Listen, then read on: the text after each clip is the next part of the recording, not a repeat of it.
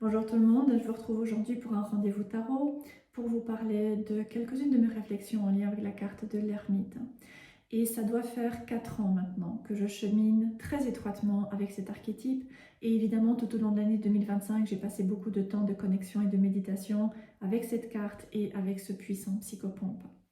Alors je voudrais vous montrer cette représentation de l'ermite du tarot du royaume caché de Barbara Moore, qui est certainement ma représentation préférée de cette carte. Et ensuite, une autre illustration du Darkwood Tarot. Alors, ce qui me tient vraiment à cœur, c'est de pouvoir redonner les lettres de noblesse aux arts divinatoires et aux pratiques magiques. Et le tarot a été fortement enfermé dans des conceptions très New Age et très éthérées. Et ce qui m'importe, c'est de pouvoir ramener de la clarté sur l'énergie de la carte, sur la symbolique de la carte. Je n'aime pas trop parler de signification. Et ensuite, pouvoir inscrire cette symbolique dans ma propre expérience personnelle pour créer une connexion et pour pouvoir me sentir soutenue dans mes expériences du quotidien. Et donc là maintenant, nous avons de très puissantes énergies qui nous ramènent tout aussi puissamment à la carte de l'ermite. Sur le plan numérologique, 2025 est une année 9. Le 9 est le chiffre qui est associé à la carte de l'ermite. Le mois de septembre est également un mois 9. Et nous nous trouvons en ce moment dans la saison de la Vierge, qui est le signe associé à la carte de l'ermite. Nous nous trouvons aussi au milieu d'une très puissante saison d'éclipse qui se produit dans l'axe Poisson-Vierge, à nouveau la Vierge, à nouveau l'ermite et à nouveau le chiffre 9. Donc il y a toutes ces puissantes énergies qui maintenant se concentrent autour de l'ermite, autour de ce chiffre 9 et qui nous demandent de pouvoir commencer à clore un cycle majeur dans notre vie. Et donc lorsque nous choisissons de suivre un cheminement spirituel, que ce soit à travers les cartes, que ce soit à travers d'autres pratiques, eh bien, ça me semble vraiment important de pouvoir prendre un moment pour nous relier à ces énergies et pour ici nous demander, est-ce que je prends un temps pour ralentir et pour réaliser un profond travail personnel et commencer à clore ce qui a besoin d'être clôturé. Est-ce que je prends un temps pour complètement me déconnecter du quotidien et réaliser un profond bilan qui va me permettre de conscientiser ce qui maintenant a besoin de changer? Et je ne parle pas de changer de travail pour trouver un autre job qui sera peut-être plus intéressant ou mettre en place des changements, vouloir rencontrer quelqu'un, vouloir mettre fin à une relation. Je parle de conscientiser ce qui a besoin de changer à un niveau intérieur, par rapport à nos pensées, par rapport à nos émotions, par rapport à nos habitudes et par rapport à nos actions. L'ermite est associé à la Vierge qui est un signe de terre et qui nous renvoie directement à nos routines et nos habitudes quotidiennes. Donc l'ermite vient nous encourager à examiner ce que nous avons appris jusque-là. Ce qui peut être au cours des 9 dernières années, voire depuis notre naissance. Et il ne s'agit pas d'un apprentissage qui est intellectuel. Il s'agit au contraire de pouvoir faire le point sur nos expériences, sur la sagesse que nous avons pu acquérir des différentes expériences de vie que nous avons eues. Et donc, l'ermite, il est le chaman, il est le mystique qui a cette connexion avec le divin, avec la source. Et ce chiffre 9 qui est associé à l'ermite est le dernier de la série des chiffres. Donc l'ermite vient nous demander de pouvoir faire le deuil du passé pour que nous puissions ensuite enclencher un changement qui va nous permettre d'arriver à la carte suivante qui est la carte de la roue de fortune. Et cette roue de fortune va amener de nouvelles opportunités, de nouvelles possibilités qui s'inscrivent dans un cycle d'expansion qui est de l'ordre d'un véritable saut quantique.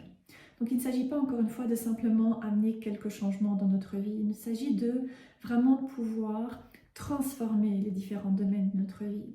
pour que nous puissions rencontrer de nouvelles personnes avec qui nous allons avoir des dynamiques relationnelles très différentes. Pouvoir amener un réel changement au niveau du travail, de la carrière, complètement changer de carrière, ou bien envisager une autre manière de comprendre le travail, de percevoir le travail et notre manière de gagner de l'argent. Donc l'ermite nous demande de pouvoir faire un deuil par rapport à notre passé. Et pour pouvoir faire ce deuil, eh bien c'est important de nous déconnecter de notre quotidien pour commencer à conscientiser qui nous sommes et ce que nous vivons dans notre vie. Donc l'ermite est un puissant psychopompe qui vient créer cette reliance avec ce qu'il y a de l'autre côté du voile. Et ça peut être ce qui se trouve dans notre inconscient ou bien ce qui se trouve dans les mondes plus spirituels et plus éthériques. Donc vous savez évidemment que ce sont nos pensées qui créent notre réalité. Et vous savez aussi que 95% de nos pensées sont inconscientes, 95% de qui nous sommes est inconscient, 95% de nos pensées sont inconscientes, et donc 95% de nos pensées sont exactement les mêmes que celles que nous avions hier, que celles que nous avions avant-hier et que celles que nous avions avant également.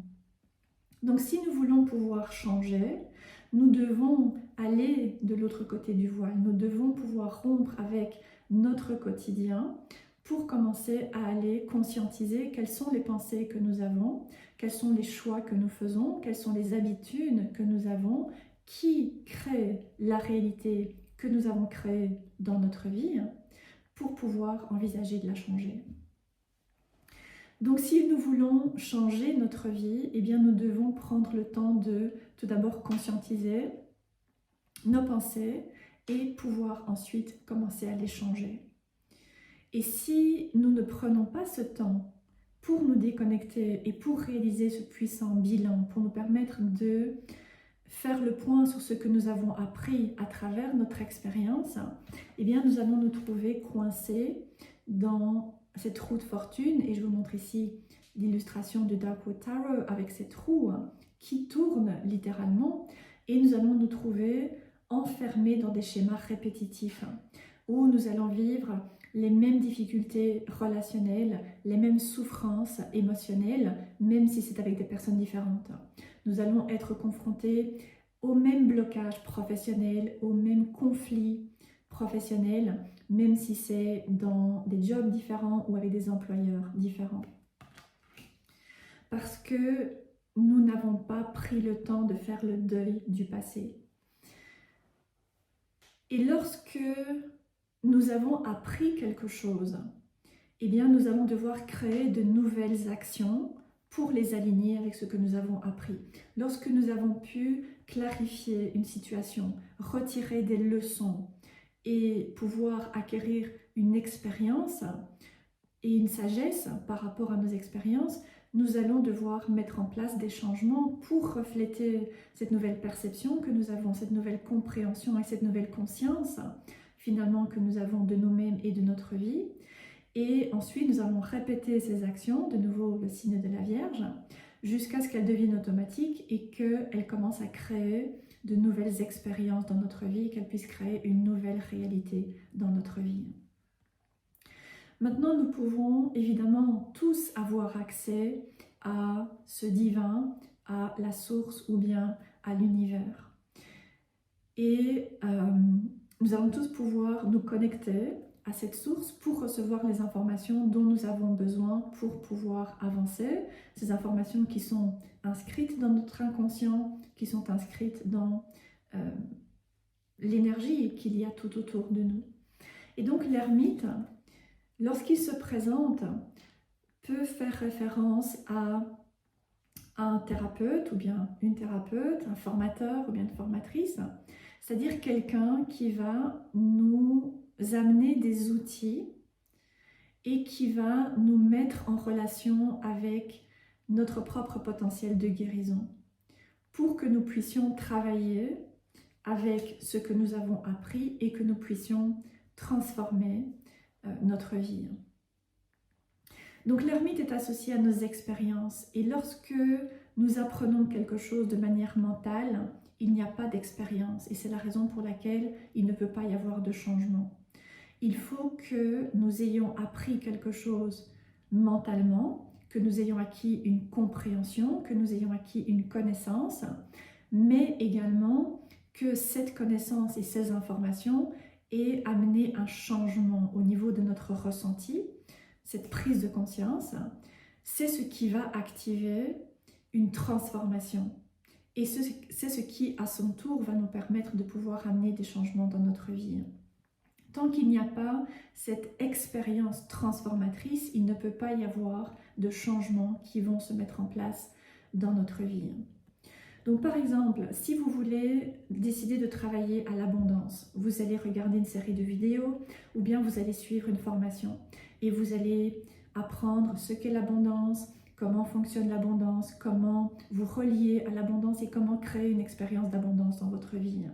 Donc vous allez avoir des informations qui vont vous permettre de gagner en compréhension par rapport à cette notion d'abondance.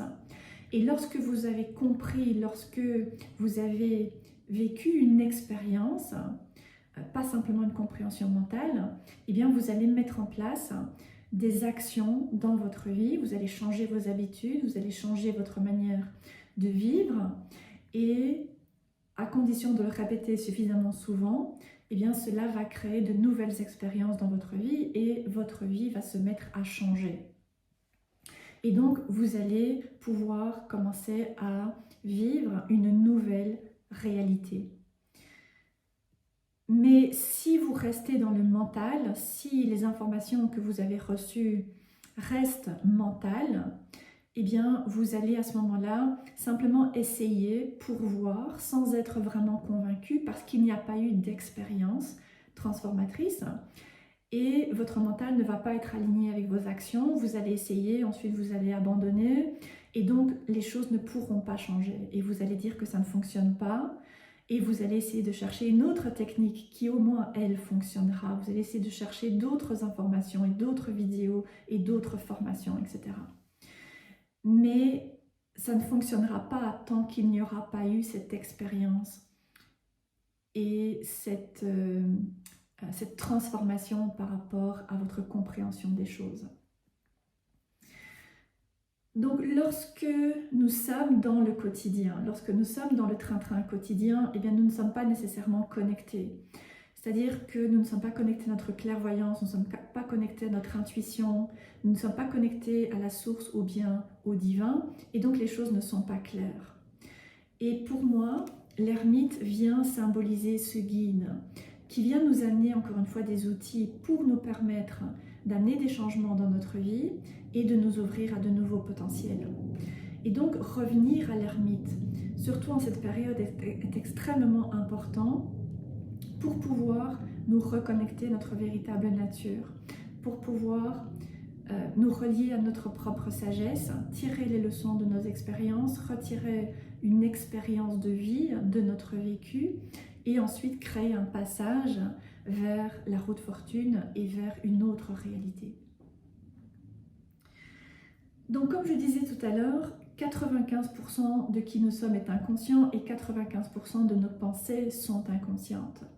C'est-à-dire qu'elles sont les mêmes que la veille et que l'avant-veille. Donc nos pensées ont créé notre réalité d'aujourd'hui.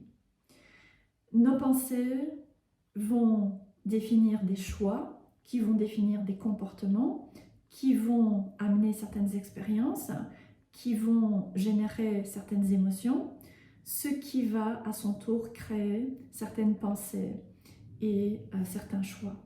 Et tout cela, c'est ce que l'on appelle l'identité et ce que personnellement j'appelle le mythe ou bien les histoires. Et donc notre identité, c'est ce qui va créer notre réalité. Donc si nous voulons créer une nouvelle réalité, eh bien nous devons changer notre identité, nous devons changer le mythe, nous devons changer les histoires. C'est-à-dire nous devons changer notre manière de penser, notre manière de voir les choses, les choix que nous faisons, les actions que nous posons. Et donc ça veut dire que nous devons commencer par conscientiser nos pensées et les choix que nous faisons et les actions que nous posons pour pouvoir ensuite envisager de les remplacer. Donc, il s'agit de devenir conscient de ces pensées et de ces habitudes qui sont inconscientes pour pouvoir commencer à les changer. Et une fois que nous aurons réalisé ce travail d'examen de nos pensées, eh bien, nous allons devoir examiner cette fois-ci nos émotions, parce que ce sont les émotions qui sont transformatrices. C'est le chakra du cœur qui est le chakra transformateur. Et donc, nous allons devoir examiner nos émotions qui nous maintiennent dans le passé et que très souvent nous allons projeter dans l'avenir. Donc si nous avons peur de manquer, très probablement que dans le passé, peut-être depuis très longtemps, nous avons peur de manquer et nous allons également projeter cette peur de manquer dans l'avenir, ce qui va nous empêcher de pouvoir faire certains choix et de pouvoir poser certaines actions. Donc c'est important de pouvoir conscientiser en fait ces pensées que nous avons et ces émotions que nous avons et que nous répétons sans cesse. Donc nous pensons généralement que c'est la réalité, mais en fait c'est notre identité, c'est le mythe que nous avons raconté qui a créé une réalité. Et lorsque nous changeons le mythe, nous allons pouvoir changer la réalité également. Mais il est impossible de pouvoir changer de réalité sans changer d'identité. Et je voudrais vous donner un exemple très simple. Il y a la grande majorité des personnes qui gagnent au loto, qui gagnent souvent de très grosses sommes, qui vont très rapidement tout perdre et même se trouver fortement endettés ou bien connaître de graves problèmes au niveau de la santé ou bien au niveau des relations. Et c'est parce que ces personnes ont changé leur réalité sans changer leur identité. C'est-à-dire qu'elles ont continué à avoir les mêmes pensées, les mêmes émotions de manque, les mêmes émotions de ne pas mériter, ce qui a généré les mêmes choix qu'avant, les mêmes habitudes qu'avant, les mêmes actions qu'avant, ce qui à son tour a créé la même réalité qu'avant, c'est-à-dire une réalité de manque, une réalité de ne pas avoir assez et de peut-être même avoir des difficultés, parce que la personne n'a pas changé son identité.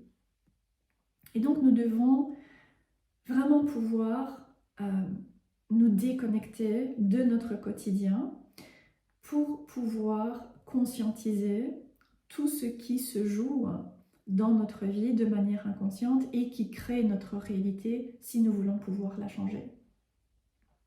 Donc étant donné que 95% de nos pensées sont inconscientes, si vous utilisez les 5% qui restent, qui sont conscientes pour changer votre vie, et bien en fait vous allez batailler contre les 95% qui sont inconscients, qui sont dans votre inconscient, dans l'inconscient collectif, et nécessairement vous allez vous retrouver à buter et à rester coincé dans les mêmes situations, les mêmes relations, les mêmes schémas.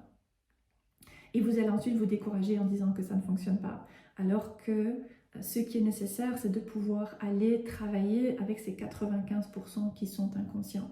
Et évidemment, le tarot et les oracles sont de très puissants outils qui nous permettent de pouvoir aller de l'autre côté du voile, de pouvoir aller examiner ce qui nous habite dans notre inconscient, les peurs, les doutes, les croyances, les schémas du passé, les souffrances, les traumas, les habitudes, pouvoir les conscientiser, pouvoir les mettre en lumière et ensuite petit à petit pouvoir amener du changement.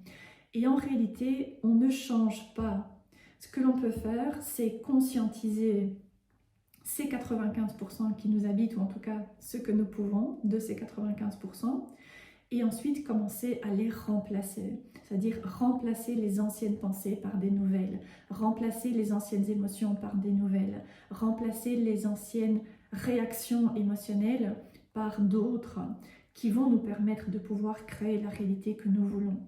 Et c'est la raison pour laquelle, encore une fois, l'ermite vient nous demander de faire un deuil, et c'est la raison pour laquelle le pardon est tellement puissant.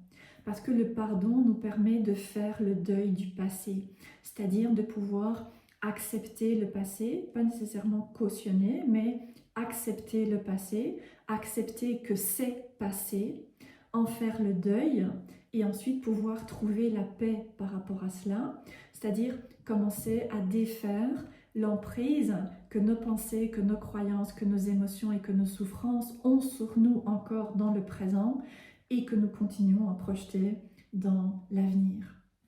Et une fois que nous avons pu faire la paix avec le passé, eh bien, notre inconscient n'a plus autant d'emprise. Et nous pouvons commencer à changer nos pensées, nos émotions, nos réactions, nos comportements beaucoup plus facilement parce qu'il n'y a plus autant de résistance. Donc voilà, c'est ce que j'avais envie de parler, d'aborder par rapport à toutes ces énergies de ce moment et cette carte de l'ermite dans le tarot, cet archétype et ce psychopompe. Et j'ai amené également quelques changements au niveau de mon activité. J'ai maintenant mis en place des guidances qui sont récurrentes.